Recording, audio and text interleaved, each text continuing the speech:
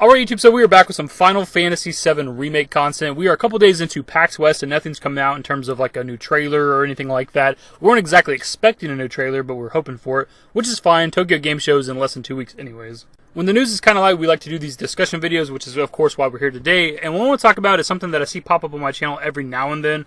Every so often somebody will comment on one of my videos talking about how these sequels for Final Fantasy VII Remake are going to be PS5 exclusives. Now, while I do disagree with that, which we'll get into as the video goes on, I do understand that line of thinking. We're pretty much near the end of this generation's life cycle. Next gen's right around the corner, more than likely 2020.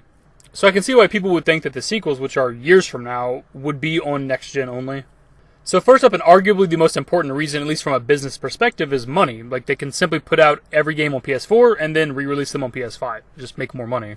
And honestly, that's probably the only argument you need, and we could damn near end the video there, because that's more than likely going to be the case. They're going to re-release them all on PS5 just to make more money. On top of that, whenever the next generation of console comes out, it's not like they just completely ignore the previous console generation. They're usually supported for years and years to come. As some examples, first up, FIFA 19 came out last year, 2018, for the PS3. This is maybe the last PS3 game, at least the last big PS3 game.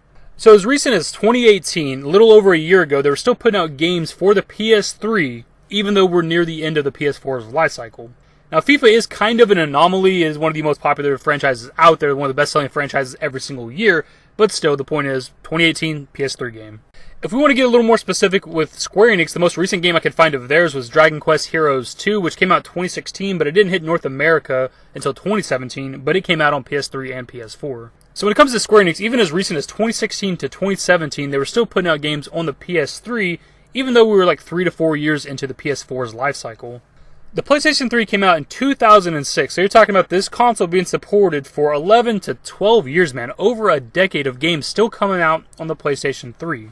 If we're looking more specifically to Square Enix and Dragon Quest Heroes, they're still supporting that platform for a decade. Now, it came out 2016 to 17. The console came out in 2006. So Square Enix supported that platform for a decade. We're only about 4 to 5 years, or so, about 5 years into the PS4's life cycle. Who knows how long it's going to go. If the PS3 lasted that long, maybe the PS4 will last longer.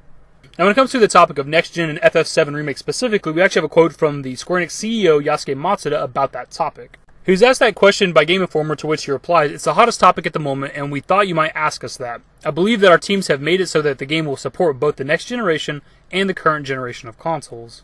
And then it's followed up with, Matsuda says he isn't concerned that fans who want the next-gen hardware will miss out on Final Fantasy VII Remake because fans are going to be able to enjoy it on both, including the next generation of consoles. And we don't know for sure if this means backwards compatibility or a PS5 release, but the point is, according to the CEO of Square Enix, you'll be able to play Final Fantasy VII Remake on the PS5. We also know because of Yoshinori Kitase that the sequels for this game should come out quicker and more efficiently.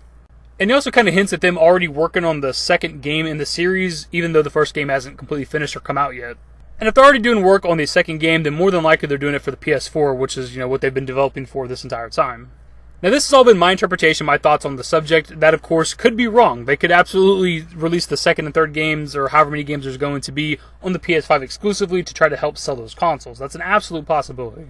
Now, if they do that, it's going to piss off a lot of people, obviously. A lot of people are preparing to play this game on the PS4. They have been for 5 years now, and if I have to buy another console just to play the second and or third game, that's going to be a big issue.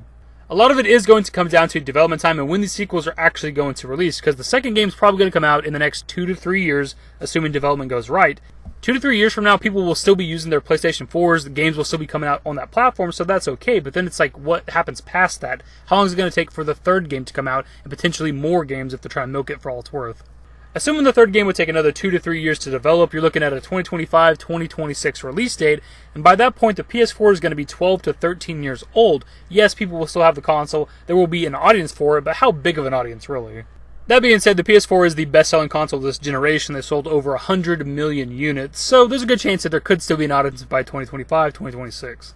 Anyways, that's pretty much the video, my dudes. I've given my thoughts on the topic, the discussion, given my viewpoints of what I think is going to happen. I think ultimately, again, it just boils down to money. It just makes the most sense for them to release all the games on PS4 and PS5 to capitalize and make the most money. Here's that game you played before, but with better graphics. Definitive Edition. But it is a discussion video, so I pass it off to you guys in the comments section. What are your thoughts on this? Do you think that the sequels for Final Fantasy VII Remake are going to be PS5 exclusives? Either way, hopefully you guys enjoyed the video. If you did, give it a thumbs up. Subscribe to the channel if you guys are new and want to stay up to date with more Final Fantasy VII Remake content. Turn on all my notifications. Follow me on Twitter at @the-david, at my Discord. Links to my social networks are in the description and in the outro. Later, guys. Give me forever for a while, give me forever for a while. Quit acting like a baby, or at least less like a